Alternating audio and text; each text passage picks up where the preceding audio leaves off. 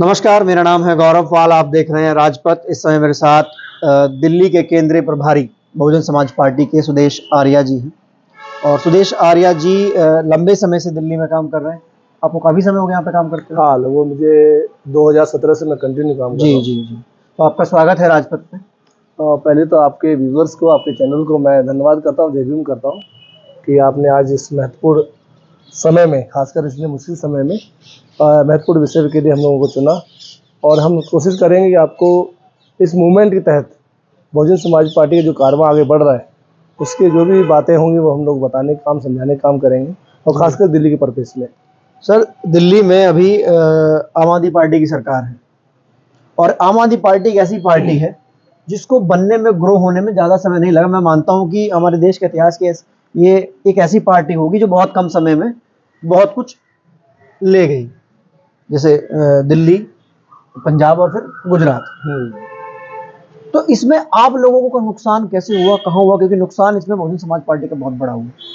पहले तो गौरव भाई, हम लोगों को क्योंकि हम किसी पार्टी विशेष की बात करने के लिए यहाँ नहीं है, वो कहाँ ग्रो कर रही है जी। तो हर एक पार्टी अपनी विचारधारा के तहत काम करती है। और बहुजन समाज पार्टी दिल्ली पूरे देश में अपने मूवमेंट ऑफ महापुरुषों के आंदोलन के तहत काम कर रही है और लगातार इस मूवमेंट को आगे बढ़ाने का काम किया बहुजन समाज पार्टी ने।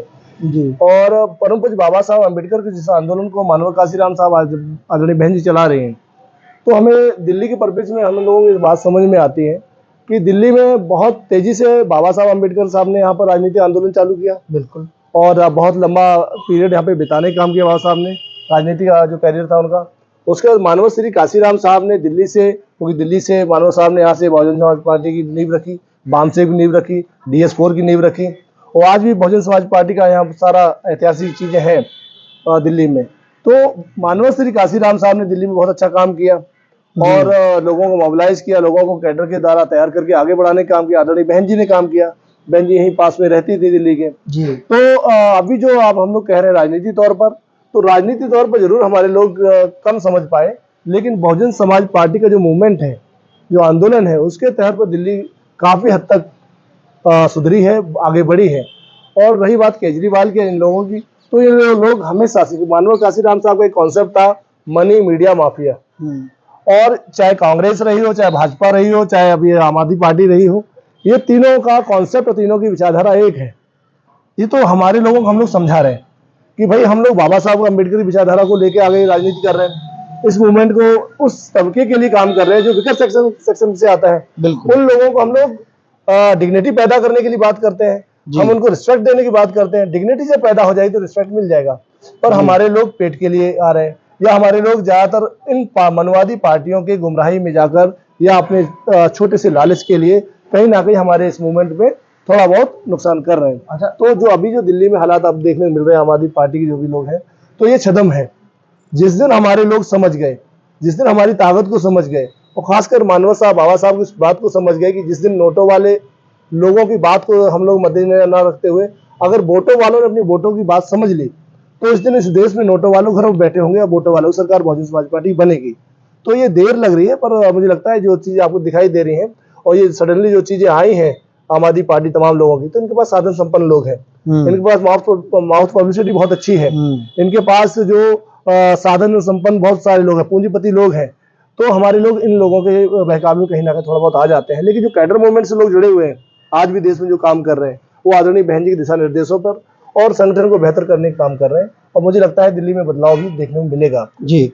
एक आखिरी सवाल रहेगा आपसे, आप बोल रहे समय कम है।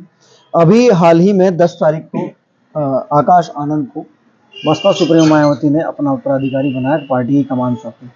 आपको क्या लगता है कि आकाश आनंद युवा चेहरा है, क्या वो इस जिम्मेदारी को निभा पाएंगे? उनके सामने चुनौतियां क्या आने वाली हैं, और आप लोग कैसे मिलकर एक टीम के रूप में काम करने वाले? देखिए, आदरणीय आकाश जी हमारे नौजवान चेहरे हैं, और आदरणीय बहन जी ने जैसे नौजवानों को तैयार किया, और बहन जी ने वहाँ पर उस दिन भी और आज से कई साल पहले भी इस बात को बोल दिया था कि पूरे बहुजन समाज पार्टी का नवीनीकरण हो रहा है, इसमें नौजवानों को रिप्रेजेंटेशन तौर पर 50% भागीदारी दी जा रही है। तो चाहे मैं हुआ, चाहे सुजीत सम्राट जी हुए, देश के तमाम नौजवान वरिष्ठ पदों पर आदरणीय बहन जी ने उनको इम्प्लीमेंट किया है।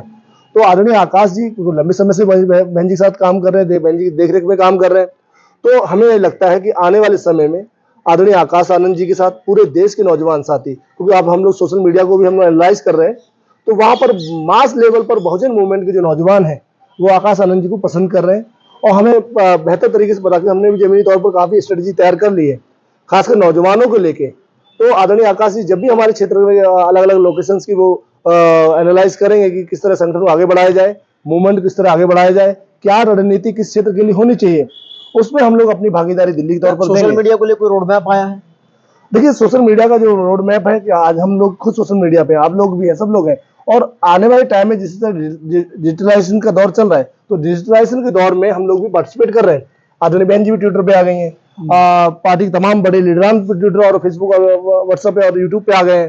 तो हम धीरे धीरे ग्रो कर रहे हैं, और हो सकता है आने वाले 2024 से पहले आपको सोशल मीडिया पे एक बेहतर तरीके से एक रिप्रेजेंटेशन मीडिया का दिखाई दे। कुछ गठबंधन की अटकलें भी लग रही थी कि बसपा जो है वो कांग्रेस के साथ गठबंधन में जा सकती है। तो ये आदरणीय बहन जी का डिसीजन है। हम एज ए वर्कर, हमें सिर्फ ये दिखाई देता कि बहुजन समाज पार्टी का हाथी जहां रहेगा, वह बहुजन समाज पार्टी के एक कार्यकर्ता अपनी जी जान लगाने के तैयार है। गठबंधन में आदरणीय बहन जी का रोल है, वो करे ना करे, हमारा सिर्फ एक ही रोल है कि हम बहुजन समाज पार्टी की कैडर को मजबूत करके अपने बलबूते सरकार बनाने का प्रयास करें। और इसका प्रमाण हम लोगों ने देखा कि चाहे ना बहन जी ने बताया कि 1993 में जब हम लोग समझौते में आए तो हमारी 67 सीटें आई, हम 1996 में जब आए तो 67 सीटें आई विधानसभा में, लेकिन जब हम 2001 में आए तो हमने 100+ सीटें ली, 2007 में आए तो एब्सोल्यूट मेजोरिटी में हम लोग आए। तो हम लोग अपने बलबूते भी सांसद विधायक बना के गए हैं, तो आगे भी हम लोग कार्यकर्ता के बलबूते उनको कैडराइज करके मूवमेंट्स जोड़कर और समाज के अन्य अंगों को जोड़कर हम लोग इस मूवमेंट को और बेहतर तरीके से अपने बलबूते बहुजन समाज पार्टी की लोकसभा हो चाहे विधानसभा हो, आने वाले टाइम में मजबूती से चुनाव लड़के उनको इम्प्लीमेंट कर सकते हैं। गठबंधन होगा नहीं होगा ये आदरणीय बहन जी का डिसीजन है, और समय हमारा काम है संगठन को मजबूत करना, बहुजन समाज पार्टी की बात को करना। बहुत शुक्रिया साहब, धन्यवाद। आपको ये कन्वर्सेशन कैसा लगा हमको कमेंट कर जरूर बताइएगा। वीडियो को लाइक कीजिएगा, चैनल को सब्सक्राइब कीजिएगा और देखते रहिएगा राजपथ। धन्यवाद। जय हिंद, जय भारत।